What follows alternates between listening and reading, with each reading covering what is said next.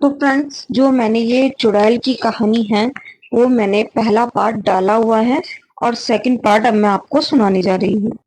वो दोनों चुपचाप चलते रहे। जंगल और भी भयानक होता जा रहा था।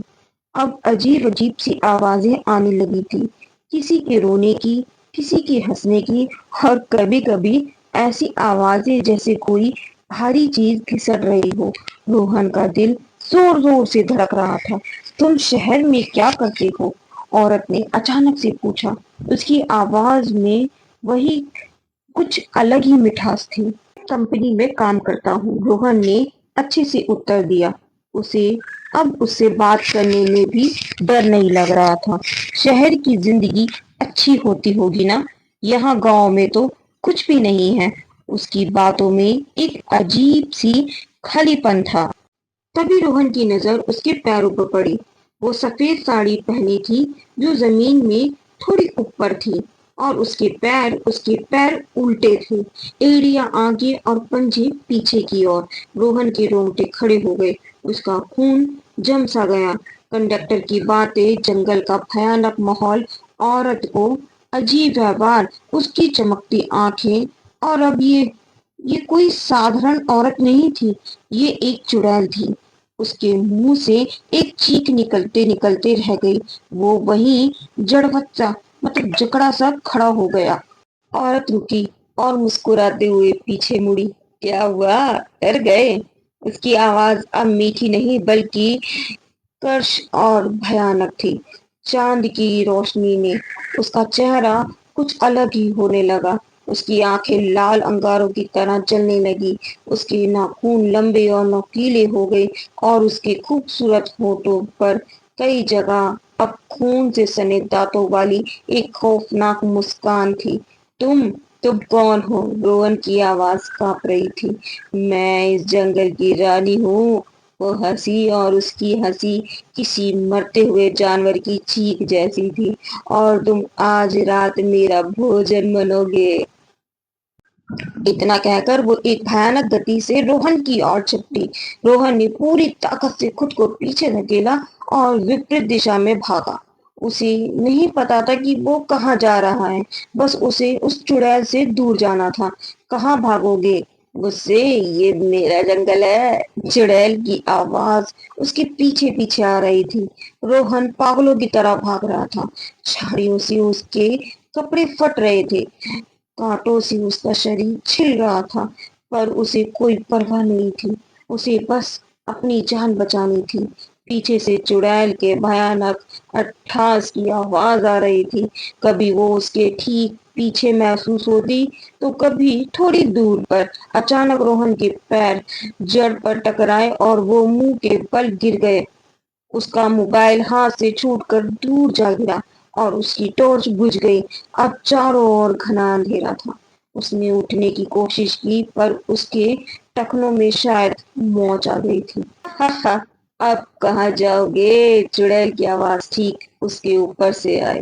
उसने ऊपर देखा। वो चुड़ैल पेड़ की एक डाल पर बैठी थी। उसके बाल हवा में लहरा रहे थे, और उसकी आंखें अंधेरे में चमक रही थी। रोहन की सारी उम्मीदें खत्म हो चुकी थी। उसने आंखें बंद कर ली, अपनी मौत का इंतजार करते हुए। तभी अचानक एक तेज रोशनी चमकी, और किसी के चिल्लाने की आवाज आई। भाग डायन, हनुमान जी का नाम ले। रोहन ने आंखें खोली। उसने देखा कि गांव की दिशा से कुछ लोग मशाले और लाठियां लिए आ रहे थे।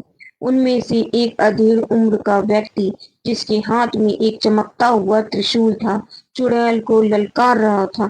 चुड़ैल ने गुस्से से पुकारा और उन लोगों पर हमला करने की कोशिश की, पर त्रिशूल की चमक और जय हनुमान जी के नारों से वो पीछे हट गई।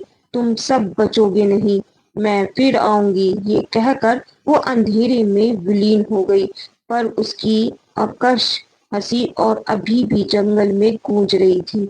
वो उधेड़ व्यक्ति जो था ना, जो शायद गांव का पुजारी था, रोहन के पास आया। बेटा, तुम ठीक हो? हमने जंगल से चीखने की आवाजें सुनी तो दौड़े चले आए। रोहन अभी भी सदमे में ही था। वो वहां कौन थी? वो मोहिनी है, एक चुड़ैल। कई सालों से इस जंगल में उसका वास है। रात में अकेले इस जंगल से गुजरना मौत को दावत देना है।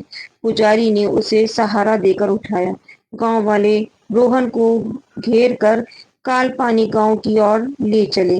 रास्ते में पुजारी ने बताया, मोहिनी कभी किसी गांव की एक खूबसूरत लड़की थी। उसे किसी शहर के लड़के ने धोखा दे दिया और उसने इस जंगल में आत्महत्या कर ली थी।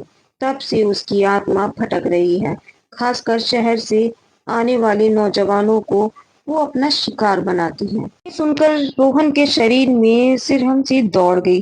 वो कितना भाग्यशाली था कि बच गया। गांव पहुंचकर उसे सीधे सरपंच के घर ले जाया गया। सरपंच एक बुजुर्ग और अनुभवी व्यक्ति थे। उन्होंने रोहन की पूरी बात सुनी। बेटा, तुम्हारी दादी सच में बहुत बीमार है। शायद उन्हें आभास हो गया था कि तुम पर कोई संकट आने वाला है, इसलिए तुम याद कर रही थी। रोहन को दादी के पास ले जाया गया। वो बिस्तर पर बेहोश पड़ी थी। उनका शरीर तप रहा था। वेद जी ने बताया कि उनकी हालत नाजुक है। रोहन दादी के सिरहाने बैठ गया।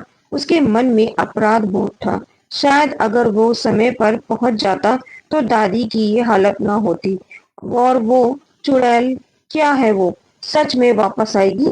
रात भयानक कटी। हर आहट पर रोहन चौंक जाता। उसे बार बार चुड़ैल का वही चेहरा और वही हंसी याद आ रही थी। अगली सुबह गांव में एक अजीब सी खामोशी थी। पुजारी ने घर के चारों ओर रक्षा सूत्र बांधे और हनुमान चालीसा का पाठ किया। रोहन ने भी प्रार्थना की। दिन में दादी की हालत थोड़ी सुधरी। उन्होंने आंखें खोली और रोहन को देखकर मुस्कुराई। और आ गया मेरा बच्चा। उनकी आवाज कमजोर थी। रोहन ने उनका हाथ थाम लिया। हाँ दादी, मैं आ गया हूँ। अब आप ठीक हो जाओगी। लेकिन जैसे ही शाम ढलने लगी, गांव में फिर से बेचैनी फैल गई। पुजारी ने बताया कि आज अमावस्या की रात है और ऐसी रातों में चुड़ैल की शक्ति और बढ़ जाती है। उसने रोहन को सलाह दी कि वो आज रात गांव से बाहर ना निकले और अगर हो सके तो सुबह होते ही शहर लौट जाए। रात गहराती ही जंगल की ओर से अजीब अजीब आवाज आने लगी। कभी कभी रोने की तो कभी कभी किसी के फुसफुसाने की। रोहन और गांव के कुछ लोग हिम्मत नौजवान लाठियां और मशाले लेकर घर के बाहर पहरा देने लगे। आधी रात के करीब वो हुआ जिसका सबको डर था। एक तेज हवा का झोंका आया जिसके कारण सारी मशालों आग सब बुझ गई। घोर अंधेरा छा गया और वो कर्स हंसी जो उसे रोहन को सुनाई देती थी, इस बार बहुत पास से, मैंने कहा था ना, मैं वापस आऊंगी। रोहन का दिल उछलकर हलक में आ गया। उसने कसकर अपनी अपनी लाठी पकड़ ली। अंधेरे में कुछ भी दिखाई नहीं दे रहा था। तभी उसे अपने गाल पर एक ठंडा चिपचिपा महसूस हुआ। आह! वो चिल्लाया और लाठी घुमाई। गांव वालों ने फिर से जय हनुमान के नारे लगाने शुरू कर दिए। पुजारी ने अपने त्रिशूल से हवा में कोई मंत्र फूंका। एक क्षण के लिए सब शांत हो गया। फिर दादी के कमरे से एक कमजोर चीख सुनाई दी। लोग अंदर भागे। दादी बिस्तर पर हाँफ रही थी।